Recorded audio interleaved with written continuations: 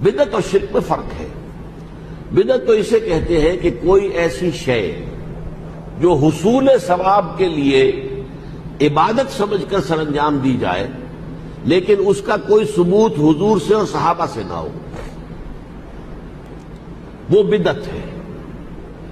لیکن اگر حضور سے اور صحابہ سے ثابت ہے تو وہ سنت ہے، لیکن ہونی چاہیے وہ عبادات کے اندر حصول ثواب کے لیے۔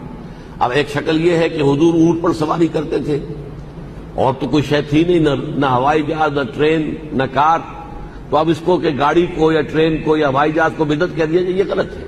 یہ تو سائنٹیفک ٹیکنالوجیکل ترقی ہے جو ہو رہی ہے، لیکن جو چیزیں کہ عبادات کے ضمن میں حصول ثواب کے لیے کی جائیں ان میں کسی شے کا اضافہ نہ ہو، وہی ہو جو کہ ما انا علیہ واصحابی، جس پر کہ حضور کا اور آپ کے صحابہ کا طرز عمل تھا۔